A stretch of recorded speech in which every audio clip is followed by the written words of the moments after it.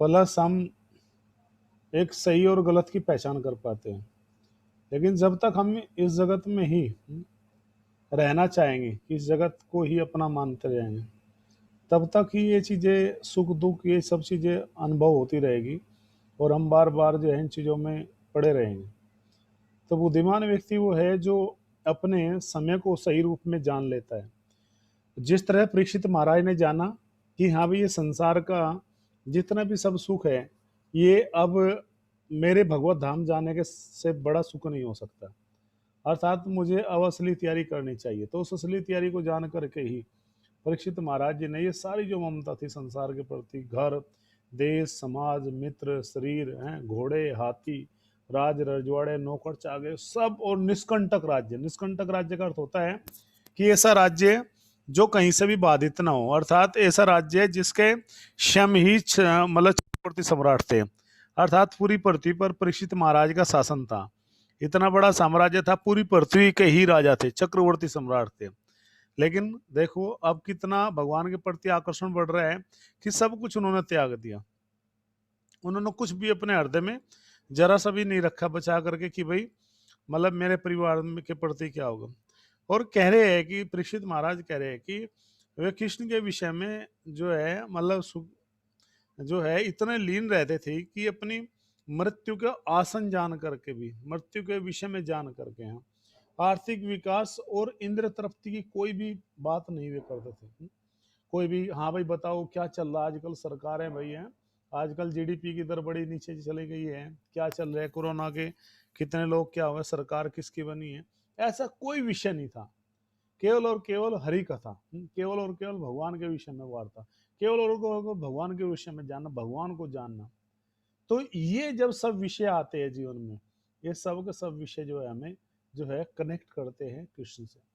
जब भगवान से हम जुड़ते हैं, ये सब के सब विषय छोड़ करके भाई पहले हम क्या थे, कितने जन्मों का हम हिसाब रखें, पागल हो जाएंगे, नहीं रख पाएंगे हिसाब।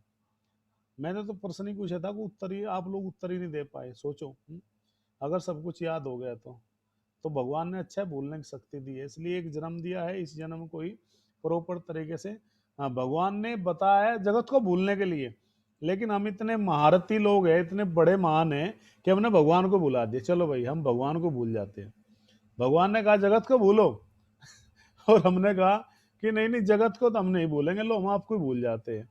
नहीं, आप हमारे साथ में अच्छा नहीं कर रहे हो, आप हमें बुलाना चाहते हो, लो हम आपको बुला देते हैं। हमारी ये विशेषता है, बताइए।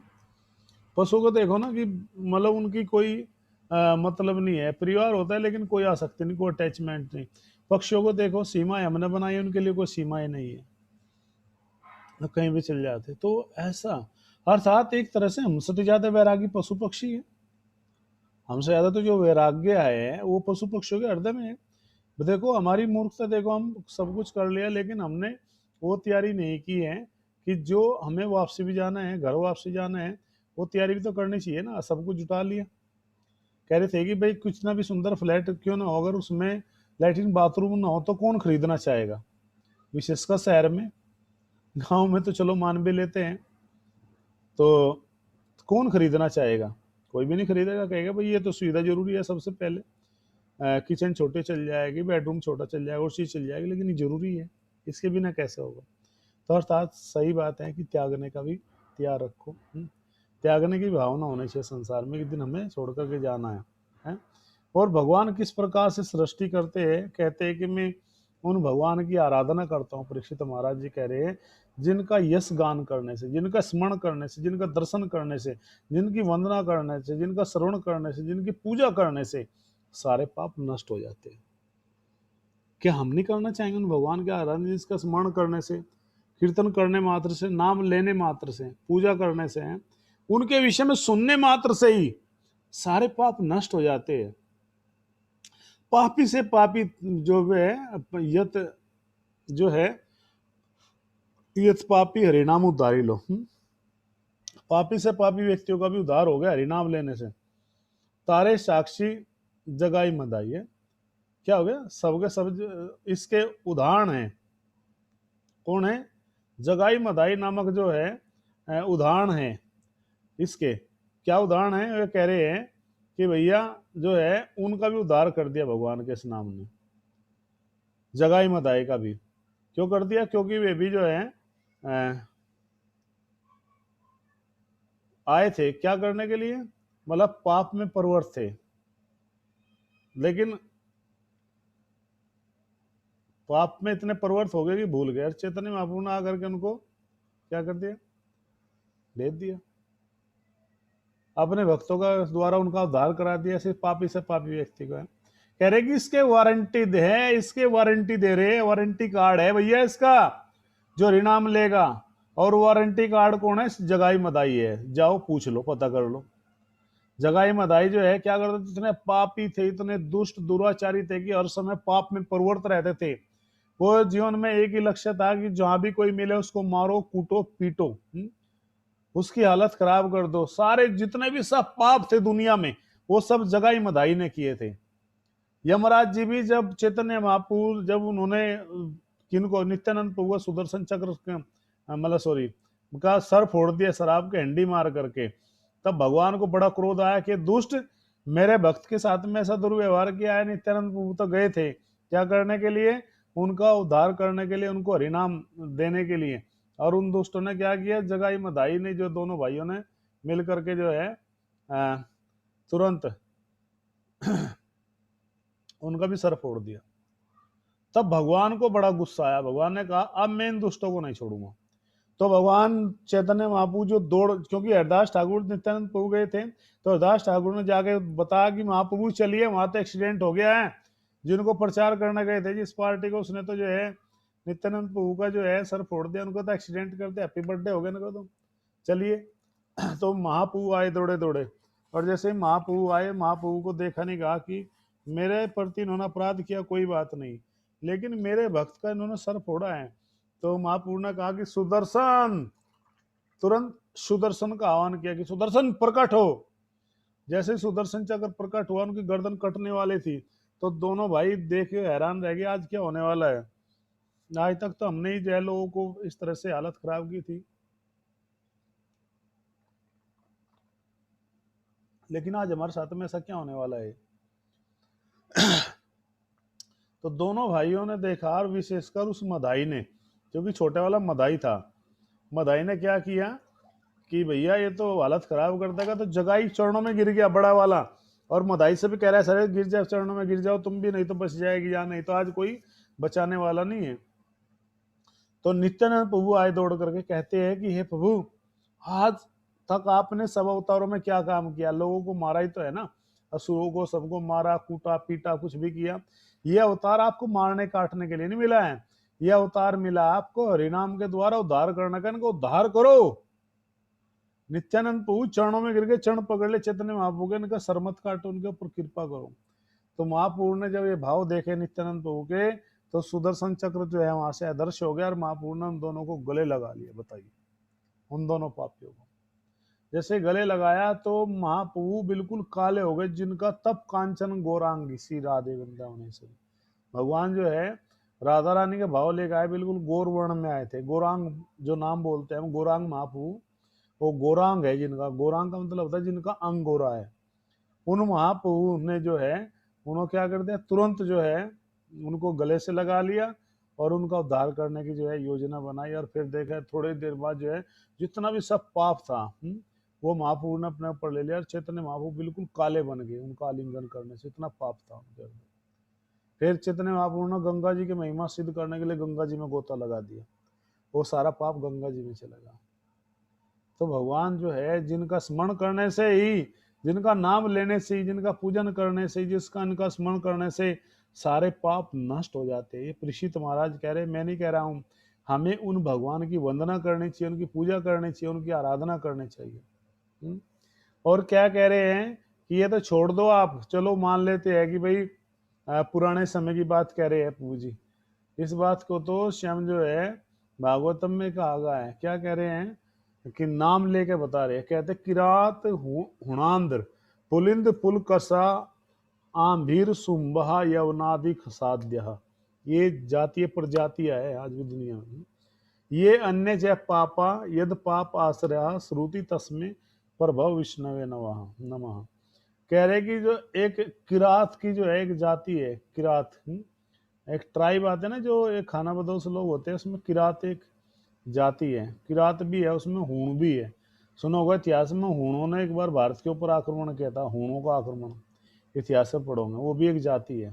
आंध्र है, पुलिंद है, पुलकशा है, आभीर है, शुंभ है, यवन भी है, यवन यानी कि मुसलमान जो है ये यवन के नाम से, खस आदि जाति के लोग हमेशा पाप कर्मों में प्रवृत्त रहते हैं, हमेशा पाप ही पाप करते हैं। वो अच्छा कोई काम करते नहीं, हमेशा पाप में ही प्रवृत्त रहते हैं। लोगों को मारना, पीटना, कूटना, ये सब पापों में ये प्रवृत्त रहते हैं।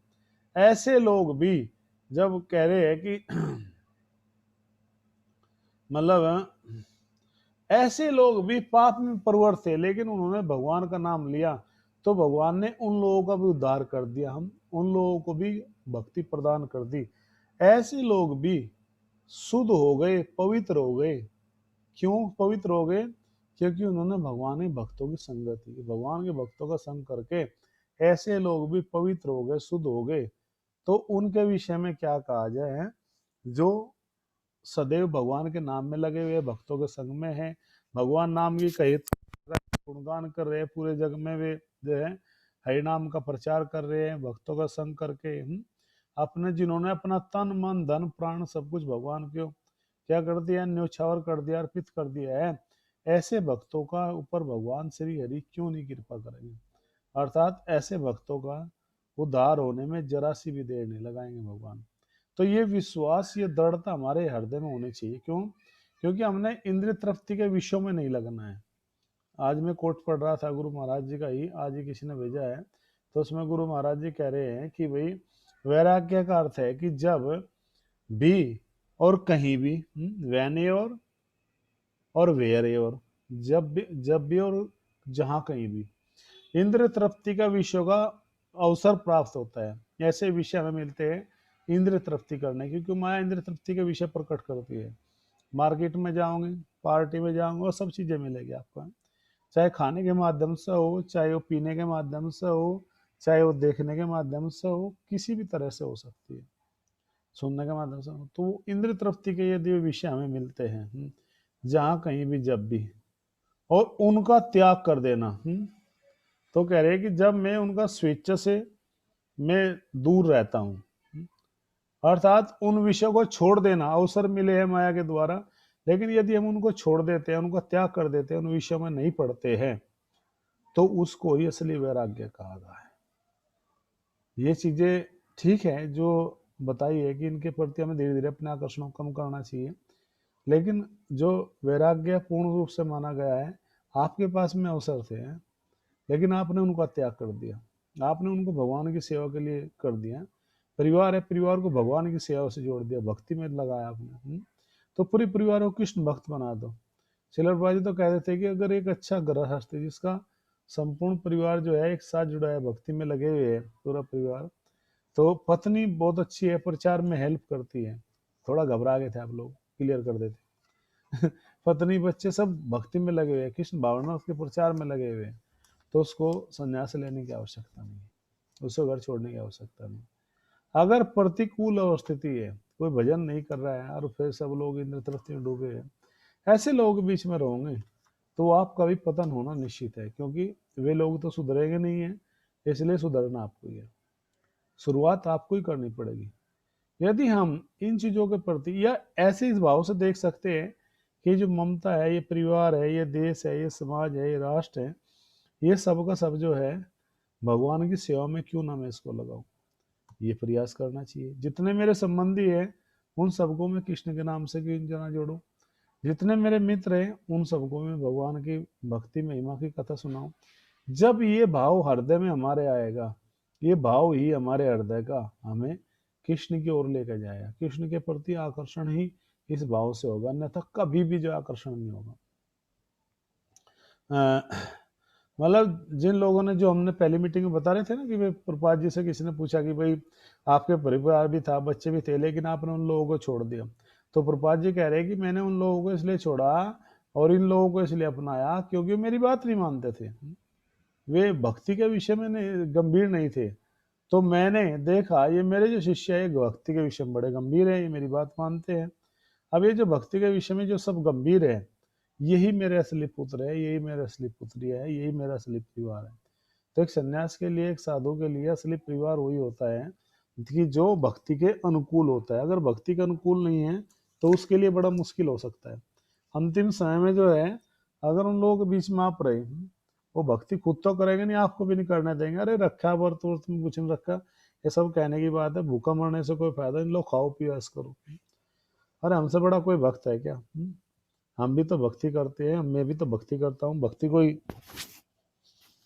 भक्तों के ऊपर अक्सर कर कुछ लोग आरोप लगाते हैं कि आप तो दिखावा करते हो। दिखावे से भक्ति होती है क्या? तिलक लगाने से भक्ति होती है क्या? क्या जरूरी है क्या? साड़ी पहनने से, धोती पहनने से भक्ति होती है कि दिखावा जरूरी है क्या? अरे हम भी तो भक्ति करते हैं। इतनी भक्ति करता हूँ, इतनी भक्ति करता हूँ, इतने अंदर से करता हूँ, इतने अंदर से करता हूँ, अंदर से करते करते इतना करता हूँ कि मुझे भी नहीं पता मैं क्या करता हूँ। ये लोगों की फिलोसफी है। ऐसे लोगों की फिलोसफी सुनोगे तो ये बड़े खतरनाक लोग हैं। भले ही वे परिवार के सदस्य क्यों ना हो, उनसे बच के रहना चाहिए। अंतिम समय में प्राण नहीं निकलेंगे तो कहेंगे दादा देखो ये तुम्हारा जमाता है, बेटा है, पोता है। और किसी को भी याद करते शरीर छोड़ोगे तो भैया अगले जन्म में आना पड़ेगा। कैलाश की कहानी बताई थी ना कि जो नारद जी आते थे उनके पास में और हमेशा बहाना बना देते थे। अंतिम समय में आए, जब भी निवेदन किया, फिर क्या हुआ? जो परिवार के लोग थे, मृत्यु होगी, मृत्यु होने पर सबने जो आग लगा दी और चले गए जी, मर गए। अगले जन्म में कुत्ता बन गए। फिर आया नारद जी ने समझा, फिर सांप बन गए। फिर पिटाई हुई सांप के योनि में, तब जाकर के उन्होंने शरीर को छोड़ा। तब उनको यह अकल आ पाई कि हाँ भाई इससे बाहर निकलना है, इस संसार के इस चक्कर से बाहर नहीं निकलूंगा तो हालत खराब हो जाएगी। तो वही सेम स्थिति हर किसी के ऊपर लागू होती है। तो उससे पहले हमारी कैलाश वाली स्थिति बने, कैलाश की जैसी स्थिति बने, तो सबसे बेस्ट है कि हम लोग क्या करें, अपने आप को कृष्ण नाम में लगाए, कृष्ण की कथा में लगाए। तो ये उदाहरण दिया गया है किसके द्वारा? परीक्षित महाराज के द्वारा, कि किस प्रकार से एक भक्त को जो है पूरी तरह से भगवान की भक्ति में जो है डूबा रहना चाहिए, किस तरह से उसको भगवान के नाम में जो है अपने आप को लगा लेना चाहिए। जब ये भावना कृष्ण भक्ति की हमारे हृदय में प्रकट होगी है। श्रील प्रभुपाद जी के दो शिष्य थे ब्रह्मानंद प्रभु और जो है गर्ग मुनि। ब्रह्मानंद प्रभु वृंदावन में रहते थे, आपने पता होगा, वो अब भगवत धाम चले गए हैं 5-6 साल पहले। छोटे भाई गर्ग मुनि प्रभु है, वो रहते प्रभुपाद जी के मतलब राइट हैंड थे ब्रह्मानंद प्रभु। दुनिया कोई भी काम सोल्व नहीं होता था, वो ब्रह्मानंद प्रभु थे अंतिम हथियार। एक बार प्रभुपाद जी को कुछ धन की आवश्यकता थी, एक सेंटर मंदिर बनाना था जगह के लिए। तो प्रभुपाद जी बड़े चिंतित थे, धन कुछ करेंगे कैसे आएगा। तो ब्रह्मानंद प्रभु और गर्ग मुनि प्रभु ने अपना जो फ्लैट था, अपना जो मकान था जहां उनकी माता जी रहती थी, तो उसको बेच दिया और अपनी माँ को रोड पर खड़ा कर दिया। मकान को बेचा क्योंकि दोनों तो ब्रह्मचारी बन गए थे, मंदिर में आ गए थे, घटना बताते आपको। और उस मकान को बेच दिया। तो प्रभुपाद जी को लाकर पैसे रख दिए। प्रभुपाद जी ने कहा इतने पैसे कहाँ से लाए? बोले हमारे पास रखे थे स्टाई फंड वगैरह कॉलेज टाइम का। प्रभुपाद जी बोले नहीं, दाल में कुछ काला है, सही बताओ। बोले एक्चुअली हमारा जो मकान था ना, जहाँ हमारी माता रहती थी, उसको हमने बेच दिया, लीजिए आप लगाइए, मंदिर में लगाइए, आप सेंटर कीजिए, प्रचार कीजिए। तो प्रभुपाद जी ने बोला ये मैं पैसे नहीं ले सकता। ब्रह्मन बोले कि प्रभुपाद जी आपको क्या मतलब है, पैसे चाहिए ना आपको, मिल गए बस, खत्म कहानी। बोले आपकी माता कहाँ है? वो अब आपकी माता कहाँ रहेगी? बोला जी वो तो अमेरिकन लेडी है, वो तो एडजस्ट करना जानती है, वो तो रह ले कहीं ना कहीं। प्रभुपाद जी बोले नहीं, जाओ जिसको मकान बेचा है उससे क्षमा मांगो, गलती मानो कि हमने गलती होगी हमसे, और अपनी माँ को जो है क्या करो, दूसरा वही मकान में जो है शिफ्ट करो, हमें ऐसा पैसा नहीं चाहिए। इतने समर्पित थे जिन्होंने पर मकान ही प्रभुपाद जी को बेच के ला के पैसे दे दिए। तो प्रभुपाद जी ने उनको डांटा। प्रभुपाद जी भी इतना ही प्रेम करते थे, इतना देखभाल करते थे जो है कि वे हद से ज्यादा अपने शिष्यों की देखभाल करते थे, केयर करते थे। तो ये गुरु को जो हम प्रेम करेंगे तो स्वतः ही भगवान से प्रेम हो जाएगा। अलग से भगवान से प्रेम करने की आवश्यकता नहीं है। लेकिन हाँ, उन लोगों से प्रेम करने से क्या लाभ मिलेगा जो लोग आपको छोड़ने वाले हैं। एक दिन ऐसा तो आएगा, एक डेस्टिनेशन तो ऐसा आएगा ना जीवन में कि आपको छोड़ के जाना पड़ेगा।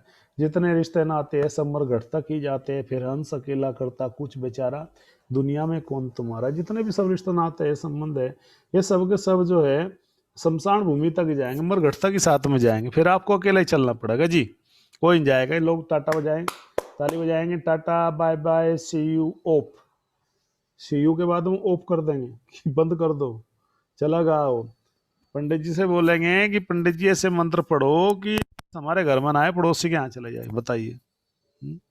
एक वक्त बता रहे थे कि अमेरिका में, विदेशों में तो ये स्थिति है, अगर किसी का पति एक्सपायर हो जाता है, घबराइए मत, कभी आप डर जाओ मेरी बात सुन के। अगर किसी का पति एक्सपायर हो जाता है तो वो शाम को ही अपने दूसरे बॉयफ्रेंड को बुला लेती है और चाय पकौड़ी खाते टीवी देखती है। बताइए क्या स्थिति आ गई है। कौन प्रेम करता है यहाँ संसार में। कहते हैं कि जिस बस्ती में बास तेरा वो तो ठग चोरों की बस्ती है, और यहाँ लुट गए अच्छे अच्छे, तुम्हारी तो क्या हस्ती है।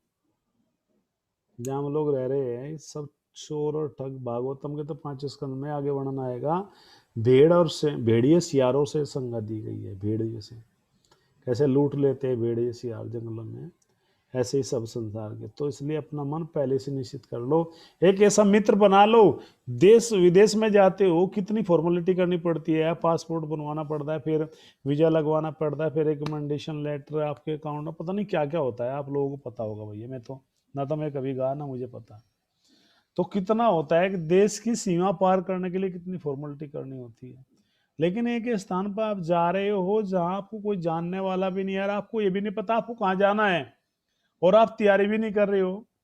कहीं जाना हो, शादी में जाना हो, कहीं भी किसी के जन्मदिन पे जाना हो, कितनी तैयारी करते हैं।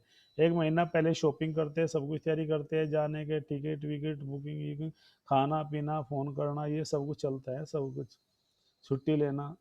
तो और जहाँ हम जाने वाले हैं, किसी भी क्षण हमारा जाना हो सकता है कहीं भी। कोई आगा अपनी मौत से पल की बसर नहीं, सामान 100 वर्ष का पल की खबर नहीं है। तो वहाँ के लिए हमने कोई तैयारी नहीं की है, तो कौन सी समझदारी अगर हमने वहाँ के लिए तैयारी नहीं की है। अर्थात हमें वहाँ के लिए प्रिपरेशन करनी चाहिए, अपने आप को तैयार करना चाहिए वहाँ जाने के लिए, क्योंकि वहाँ जाना ही जीवन का पूर्ण सार्थकता में परिवर्तन होगा। अर्थात वो हमारे एक ऐसे मित्र है कृष्ण, उनको अपना मित्र बना लो ताकि आपको एयरपोर्ट पे ही रिसीव करने के लिए आए। कितना अच्छा लगता है जब आपको कोई रिसीव करने आता है। आप में से कोई गया कभी विदेश? कौन गया है बताएंगे? आप में से कोई विदेश गया है कभी? अमेरिका कहीं कोई गया है? मधु माता जी ने हाथ उठाया। आप गए हो क्या माता जी, मधु माता जी? भारत के बाहर गए कभी एयरपोर्ट, मतलब फ्लाइट में बैठ करके? चलो फ्लाइट में बैठे क्या कभी? चलो विदेश नहीं गए, फ्लाइट में बैठे क्या कभी? बॉम्बे कलकत्ता वगैरह, आप में से कोई फ्लाइट में नहीं बैठा? शाबाश, बहुत अच्छी बात है भाई, आप तो सबके सब अच्छे वक्त हो। आप तो सिंपल साधारण हो, बैठे हो। विदेश गया कोई? नहीं विदेश नहीं गया, आप लोग बस यहाँ इंडिया में घूम रहे हैं। चलो अच्छी बात है। सपोज करो अगर कोई आपके सामने आपको रिसीव करने आए, आपको कोई माला डाले, उस समय बैंड बाजे से आपका स्वागत हो। एक बार हमारे राधानाथ स्वामी महाराज जी जो है वो फ्लाइट में जा रहे थे बेंगलोर में, और वो जिस फ्लाइट में राधानाथ स्वामी महाराज जी जा रहे थे उसी फ्लाइट में भारत की क्रिकेट टीम भी जा रही थी। तो महाराज जी अपने सेक्रेटरी के साथ में थे, तो जैसे ही एयरपोर्ट पर उतरे तो देखा कि पूरा भक्त लोग कीर्तन कर रहे थे, माला ले रहे थे, बड़े बड़े हार ले रहे थे महाराज जी के स्वागत के लिए। और सब फिल्म जो क्रिकेट वाले थे उन्होंने सोचा कि शायद हमारे लिए हमारा स्वागत कर रहे हैं, हमारे हमारे लिए हार लाए हैं। और भक्त लोग उनको देखे कह रहे थे कि चांट हरे कृष्णा, चांट हरे कृष्णा, कि आप जप करो, हरे कृष्णा चांट करो, चांट करो, बोलते जा रहे थे। तो उनमें एक भारतीय क्रिकेटर था जिसका नाम है अजय जडेजा। अजय जडेजा नाम का भारतीय क्रिकेट में एक टीम में सदस्य था, खिलाड़ी था बहुत अच्छा।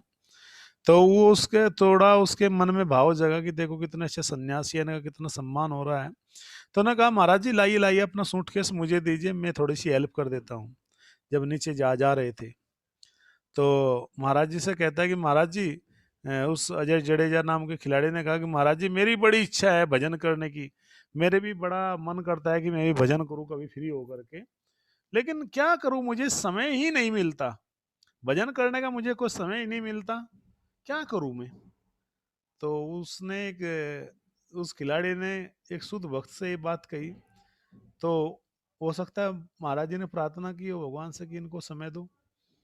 तो वो कुछ समय के बाद जो है 2 महीने बाद ही क्रिकेट टीम से हमेशा के लिए बैन हो गए। अर्थात कभी कभी कृष्ण जो है बड़ा सीरियस ले लेते हैं किसी की बातों को। तो इससे पता लगता है कि मतलब हम किस उद्देश्य में जा रहे हैं तो भगवान कितने सीरियस ले सकते हैं। जाने अनजाने में की गई प्रार्थना कितना बड़ा फल होता है, ये छोटी सी घटना से पता लगता है। ठीक है, इसी तरह से जब हम अच्छी तरह से प्रार्थना करेंगे, भगवान के नाम को पुकारेंगे और उनके नाम को जो है उस स्वर में उच्चारण करेंगे, क्रंदन भाव से भगवान के नाम को पुकारने से क्या होगा, जीवन पूरा हमारा सार्थक हो जाएगा और भगवान में हमारी रुचि, उनके प्रति प्रेम जो है बढ़ता चला जाएगा। आनंदम बुद्धि वर्धनम, आनंद की जो सागर है वो हमारे हृदय में हिलोरे लेगा, अर्थात आनंद ही आनंद हमारे हृदय में बढ़ता चल जाएगा। और ऐसी स्थिति आएगी कि हम जो है उस कृष्ण प्रेम में एक तरह से डूब जाएंगे। तो वास्तव में जो उस कृष्ण प्रेम में डूबना चाहता है, जो उस कृष्ण प्रेम का आनंद लेना चाहता है, ऐसे भक्तों को चाहिए कि वे ऐसे भक्तों की संगति करे, ऐसे भक्तों का संग करे कि जिन लोगों ने अपने मन को पूरी तरह से भगवान में लगा दिया है। बस यही केवल एक ऐसा आसान है, आप घर में रहते भी इस कार्य को कर सकते हो, परिवार में रहते भी कर सकते हो। यही भागवतम का संदेश है। आगे परीक्षित महाराज जी ने इस चीज को जो है क्या किया, बड़े ही सरल तरीके से पूरा सुना। और यहाँ अब आगे परीक्षित महाराज जी प्रश्न करते हैं कि हे सुखदेव गोस्वामी जी, अब मुझे आप जो है भगवान की सृष्टि के विषय में बताइए कि भगवान ने किस प्रकार से इस सृष्टि की रचना की, इस सृष्टि का क्या, कैसे जो है सृष्टि की रचना होने के पश्चात कैसे जगत अपने अस्तित्व में आया, कैसे यहाँ पर जीवों की उत्पत्ति हुई और ये भगवान ने सृष्टि क्यों की, इसके पीछे भगवान का क्या कारण है। तो इस तरह के ये प्रश्न जो है किसके मन में आए, परीक्षित महाराज के मन में इस तरह के कुछ प्रश्न आए जो जानना चाहते थे कि वास्तव में सृष्टि का असली कारण क्या है, यह भगवान से जो है हमारा जो वास्तविक संबंध है वो कैसे हो सकता है, कैसे हम उन आदि पुरुष भगवान का भजन कर सकते हैं। ये सृष्टि का आप हमारे साथ में वर्णन कीजिए, हमें बताइए कि वास्तव में भगवान किस प्रकार से अपने भक्तों से प्रेम करते हैं। क्योंकि प्रेम करने का एक स्वभाव होता है भगवान का। भगवान प्रेम का जो स्वभाव है वो ये स्वभाव है कि भगवान गीता में भी कह रहे हैं इस बात को कि ये तमाम प्रपदंते तांस तदेव भजाम में हम, कि जो व्यक्ति जिस भाव से जितना भी शरणागत भाव से मेरा भजन करता है, मेरा कीर्तन करता है, मेरे नाम का जप करता है, अर्थात जितने भी शरणागति से कोई व्यक्ति मेरी शरण में आकर के भजन करता है, मैं उसको इतना ही फल प्रदान करता हूँ। ये भगवान की कंडीशन है। अगर हम भगवान के निकट जाना चाहते हैं, उनसे संबंध जानना चाहते हैं, तो भगवान भी हमारी तरफ आना चाहते हैं, भगवान भी हमारे साथ में संबंध को जोड़ना चाहते हैं। तो उस संबंध को जोड़ना, उस संबंध को जानना वास्तव में यही भक्ति की सर्वोपरि जो है सार्थकता है। ये सार्थकता के द्वारा ही हम इस कृष्ण प्रेम को, इस जो ये भगवान के प्रति अट्रैक्शन है, इसको जान सकते हैं। और इसको जान करके संबंध को जोड़ करके वास्तव हम जो है उस दिव्य अवस्था को प्राप्त कर सकते हैं जिसके लिए मनुष्य जीवन हमें मिला है। तो कैसे आगे सृष्टि का कल वर्णन करेंगे, कैसे सृष्टि की उत्पत्ति होती है, कैसे कौन कौन से कारण उस सृष्टि में थे और कैसे इस जगत की रचना होती है, ये सब जानने के लिए आप हमारे साथ में कल तक बने रहिए। इतना कहते आप सब भक्तों का हम जो है